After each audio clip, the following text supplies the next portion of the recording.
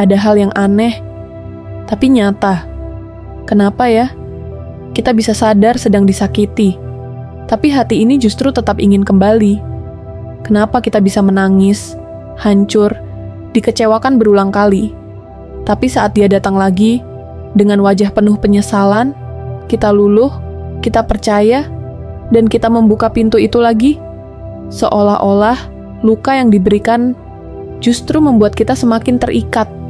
Fenomena ini nyata, banyak orang mengalaminya, dan hari ini kita akan membahas sesuatu yang jarang dibicarakan secara mendalam, kecanduan luka. Apa itu kecanduan luka? Kecanduan luka bukan istilah medis, tapi sebuah fenomena psikologis dan emosional. Ini adalah kondisi ketika seseorang terjebak dalam pola hubungan yang menyakitkan.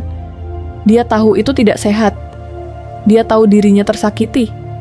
Tapi, ia sulit, bahkan hampir mustahil untuk pergi.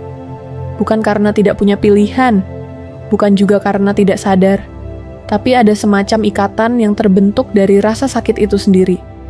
Luka itu seperti racun, tapi rasanya candu. Analoginya mirip dengan kecanduan zat berbahaya. Orang yang kecanduan tahu itu berbahaya. Tahu itu merusak tubuh, tapi tetap mencarinya. Karena tubuhnya sudah terbiasa. Nah, hati kita pun bisa mengalami hal serupa. Kenapa kita bisa kecanduan luka? 1. Rasa cinta yang tercampur dengan luka. Kadang, cinta pertama kali datang dalam bentuk perhatian yang manis, lalu perlahan berubah jadi luka. Namun, memori tentang manisnya awal hubungan itu menempel kuat di kepala kita. Kita selalu berharap suatu hari dia akan kembali seperti dulu lagi. 2. Trauma bonding. Inilah yang paling sering terjadi. Trauma bonding adalah ikatan emosional yang terbentuk antara korban dan pelaku dalam hubungan yang penuh siklus. Dikasih sayang, disakiti, dikasih harapan lagi, disakiti lagi. Otak kita bingung membedakan cinta dengan luka, sehingga rasa sakit itu justru menempel makin kuat. 3. Takut kesepian. Banyak orang yang memilih kembali. Bukan karena benar-benar cinta, tapi karena takut sendiri. Rasa sepi itu jauh lebih menakutkan dibandingkan rasa sakit. Jadi, daripada kosong, mereka lebih memilih rasa sakit yang sudah dikenalnya. 4. Harapan palsu. Ada kalimat beracun yang sering terlintas. Dia pasti bisa berubah, asalkan aku cukup sabar. Harapan palsu ini seperti tali halus yang mengikat kita. Kita tahu dia belum berubah, tapi kita selalu percaya suatu hari nanti. Bayangkan, ada seseorang bernama Rani. Dia sudah 5 kali disakiti oleh pasangannya. Berkali-kali ditinggalkan tanpa alasan. Berkali-kali dibohongi.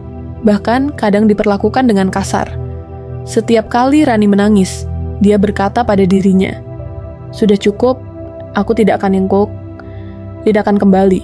Tapi saat lelaki itu datang lagi, dengan tatapan memelas, kata-kata manis, janji untuk berubah, Rani kembali percaya. Bukan karena bodoh, tapi karena hatinya sudah terikat. Luka itu sudah membentuk sebuah ikatan aneh. Hingga suatu hari, Rani sadar, dia tidak hanya kecanduan pada orangnya, tapi kecanduan pada siklus disakiti dan diperbaiki. Itu menjadi semacam pola hidupnya. Dampak kecanduan luka. Kecanduan luka tidak hanya menyakitkan hati, tapi juga menghancurkan. Harga diri runtuh. Kita mulai merasa seakan-akan layak disakiti. Mental terguncang, susah percaya pada orang lain.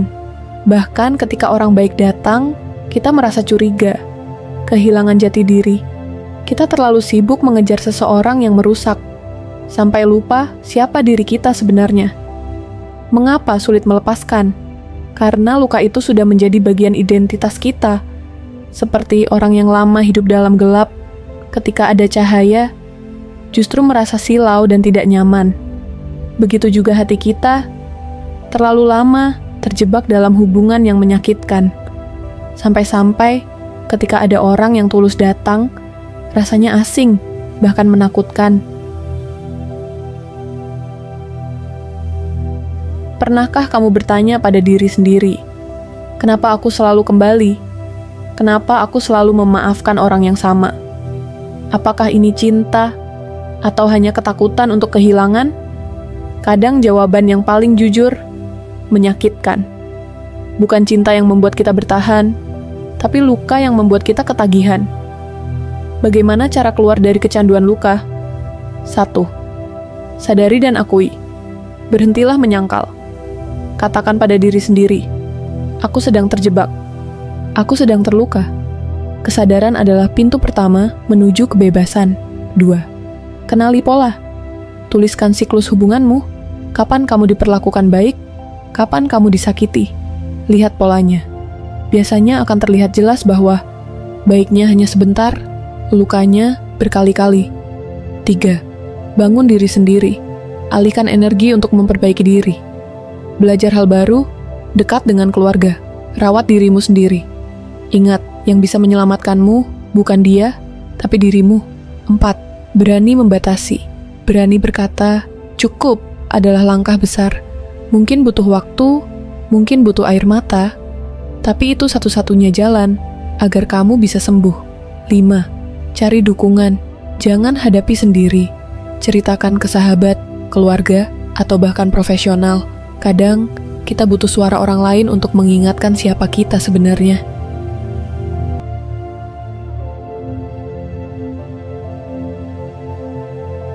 Kamu tahu kenapa kita sering kembali pada orang yang menyakiti kita? Karena kita belum benar-benar mencintai diri sendiri. Kita mengira cinta harus penuh air mata. Kita percaya cinta itu perjuangan, meski sebenarnya yang kita lakukan hanyalah menahan diri dari luka. Padahal, cinta sejati tidak membuatmu hancur. Cinta sejati tidak membuatmu merasa sendirian. Cinta sejati tidak membuatmu kecanduan luka. Ingat ini, kamu layak dicintai dengan sehat. Kamu pantas mendapatkan ketenangan, bukan pertengkaran. Dan jika hari ini kamu masih terjebak dalam lingkaran luka, percayalah, ada kehidupan lain yang lebih indah menantimu setelah keberanian untuk melepaskan. Karena luka bukan rumah, dan kamu tidak harus tinggal di dalamnya selamanya.